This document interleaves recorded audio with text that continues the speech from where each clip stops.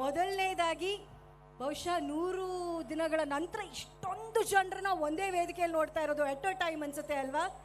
ಹೇಗೆ ಅನ್ನಿಸ್ತಾ ಇದೆ ನಮ್ರತ? ಏನು ಹೇಳಕ್ಕೆ ಇಷ್ಟಪಡ್ತೀವಿ? ಫಸ್ಟು ಉಸಿರು ಒಂದೆರಡು ಸಲ ದೀರ್ಘ ಉಸಿರಾಟ ಮಾಡಿ, ಪಾಪ ಫುಲ್ ಡ್ಯಾನ್ಸ್ ಮಾಡಿ ನಿಮ್ಮನ್ನೆಲ್ಲ ನೋಡಿ ಖುಷಿಯಾಗಿ ಉಸಿರು ತಗೋತಾಳೆ. ಓಕೆ, ಅವಿ ಗುಡ್.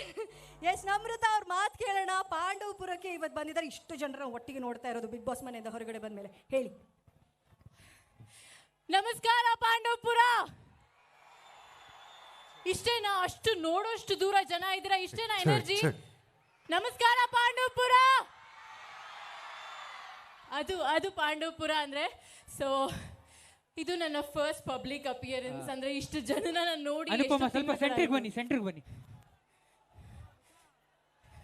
ಹಾಯ್,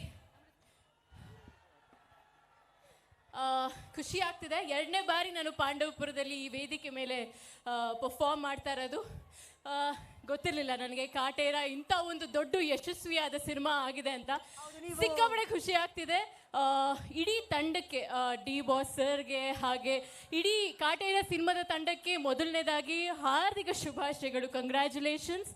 ಹಾಗೆ ನನ್ನ ಇಲ್ಲಿ ಕರೆಸ್ಕೊಂಡು ಇಲ್ಲಿ ಇಷ್ಟು ಜನದ ನಡುವೆ ಪರ್ಫಾರ್ಮ್ ಮಾಡೋದಕ್ಕೆ ಒಂದು ಅವಕಾಶ ಕೊಟ್ಟಂತ ಪುಟ್ಟಣ್ಣಯ್ಯ ಸರ್ಗೆ ಹಾಗೆ ಎಲ್ಲರಿಗೂ, ನಿಮ್ಮೆಲ್ಲರಿಗೂ ಧನ್ಯವಾದಗಳು. Thank you guys. Thank you. Namratha ಅವರು ಮನೆಯಿಂದ ಹೊರಗಡೆ ಬಂದು ಬರೀ 1-2-3 ದಿನ ಆಗಿದೆ. ಕಾಟೇರ ಸಿನಿಮಾ ಯಾವಾಗ ನೋಡ್ತಾ ಇದ್ದೀರಾ?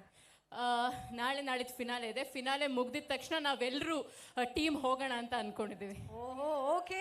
Thank you so much. ಈ ವೇದಿಕೆಗೆ ಬಂದು ಡಾನ್ಸ್ ಮಾಡಿ ಡಿ ಬಾಸ್ ಸೆಲೆಬ್ರಿಟೀಸ್ನ ಈ ವೇದಿಕೆಯಲ್ಲಿ ನೋಡಿ ನೀವು ಖುಷಿಯಾಗಿ ಮನೆ ಹೋಗ್ತಿದ್ದೀರಾ ಅಂತ ಅನ್ಕೋತೀನಿ. Thank you once.